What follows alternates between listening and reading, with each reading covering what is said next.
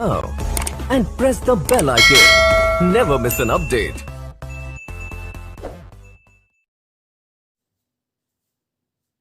Welcome to biophysics zone. Next topic लेते हैं blood vessels.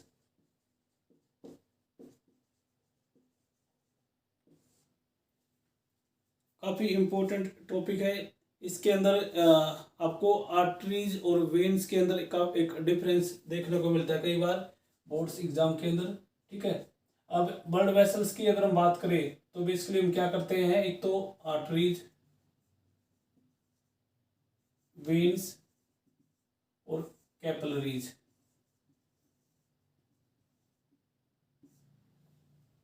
ठीक है, आर्टरी, वेन्स और कैपिलरीज, इनके बारे में देखते हैं। ये ब्लड वेसल्स के अंदर आती है। ब्लड वेसल्स का मतलब क्या होता है, आर्टरी और वेन्स और कैपिलरीज इसके अंदर आती है। इनके अंदर क्या होता है, ब्लड फ्लो होता है। ब्लड को क्या करती है, एक पार्ट से दूसरे पार्ट में क्या करती है, ट्रांसपोर्ट करती है। ठीक है, अब इस क्वेश्चन को अगर हम स्टडी करें तो सबसे पहले हम यहाँ पे आर्टरी और वेन के अंदर डिफ्रेंशिएट कर लेते हैं। ठीक है, पॉइंट्स भी क्लियर हो जाएंगे और आपका एक क्वेश्चन आर्टरी और वेन के अंदर पॉइंट्स भी और डिफ्रेंशिएट भी आसानी से हम याद हो जाएगा हमारी। ठीक है, आर्टरी और वेन्स। ठीक है, आर्टरी क्या करती है, ये क्या करती है, ऑक्सीजनेटेड ब्लड को क्या करेगी, कैरी करती है।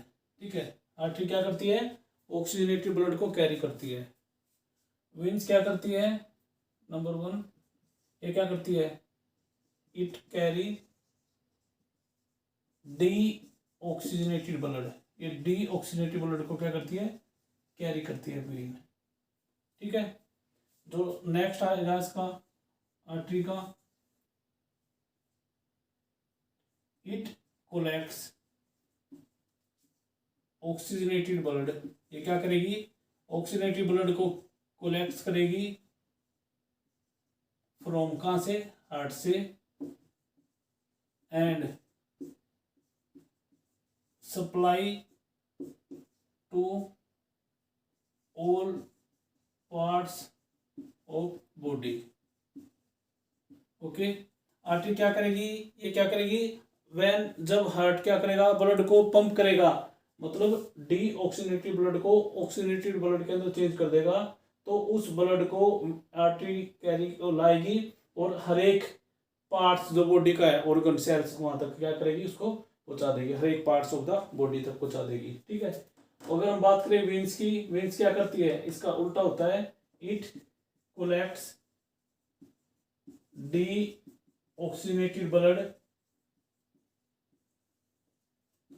From entire body and supply to heart. ये क्या करेगी, जब हमारी बॉडी के अंदर, सेल के अंदर क्या होगा, कैटाबॉलिक मेटाबॉलिज्म होगा। ठीक है, तो क्या होगा, उस टाइम पे जो हमारा ब्लड होगा डी ऑक्सीजनेटेड फॉर्म के अंदर आ जाएगा। उस डी ऑक्सीजनेटेड ब्लड को पूरी बॉडी से वेन्स क्या करेगी, कोलेक्ट करेगी और किसके पास सेंड कर देगी, हार्ट के पास। ठीक है, थर्ड देखो, अगर हम ल्यूमन देखें, ल्यूमन होता है इंटरनल स्पेस। इंटरनल स्पेस कैसा होता है, स्मॉल होता है। ठीक है, ल्यूमन को देखते हैं, जैसे हमने ये बनाया, ये सेल्स, दिस इज ल्यूमन, ये ल्यूमन है, ये ल्यूमन। आर्टरी का ल्यूमन स्मॉल होता है, कम होता है। अगर हम बात करें वेन की, वेन का ल्यूमन क्या होता है, ज़्यादा होता है एज कंपेयर टू आर्टरी। ये ल्यूमन, ल्यूमन ज़्यादा होता है इसका। ठीक है, तो लिख सकते हैं ल्यूमन कैसा होता है, या इंटरनल स्पेस कैसा होता है इसका, लार्ज होता है। ठीक है, और फोर्थ क्या होता है, नो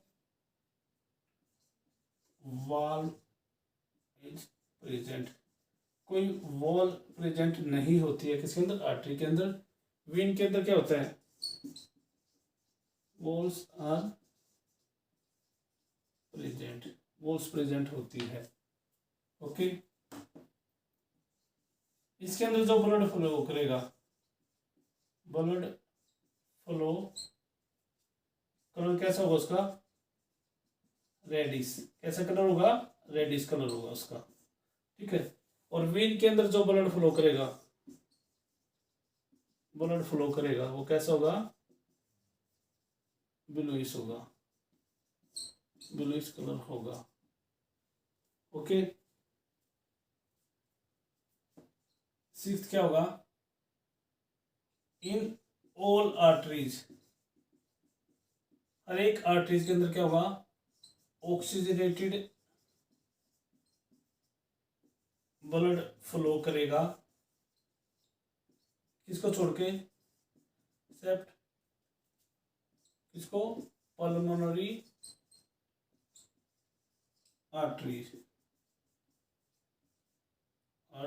पल्मोनरी आर्टरी को छोड़ के। ओके, इसके अंदर क्या होगा, वेन्स के अंदर क्या होगा, इसका अपोजिट होता है, in all veins D oxygenated blood होगा, डी ऑक्सीजनेटेड ब्लड फ्लो करेगा, किसको छोड़ के, pulmonary veins. These are few important points।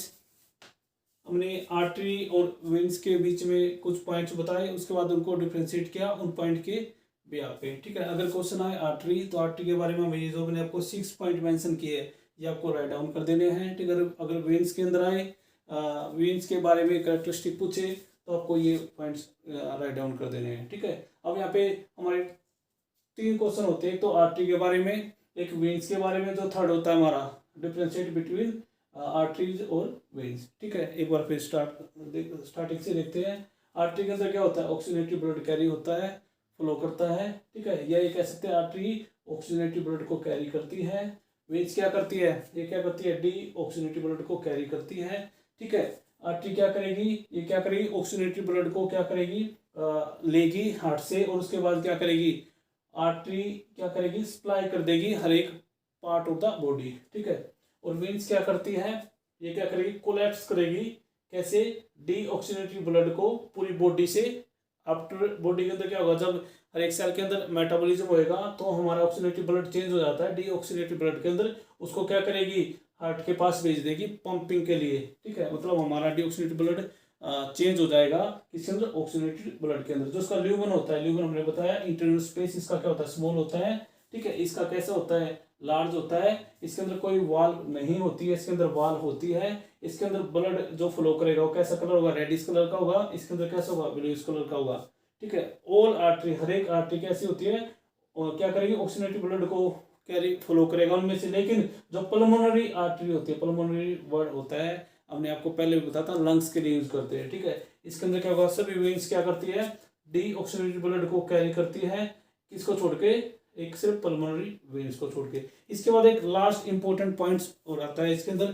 ठीक है, जो होगा यहाँ पे मेंशन करते हैं, आर्टरी के अंदर क्या होगा, ब्लड फ्लो इन हाई प्रेशर, इसके अंदर ब्लड क्या होगा, हाई प्रेशर से फ्लो करेगा।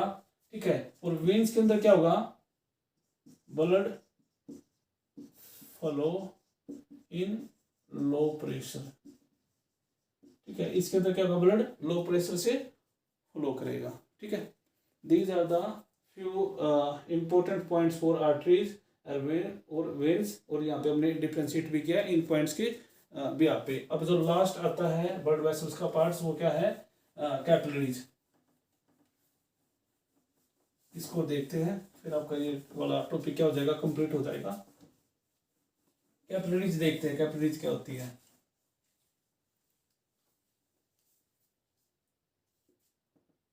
थर्ड है कैपिलरीज।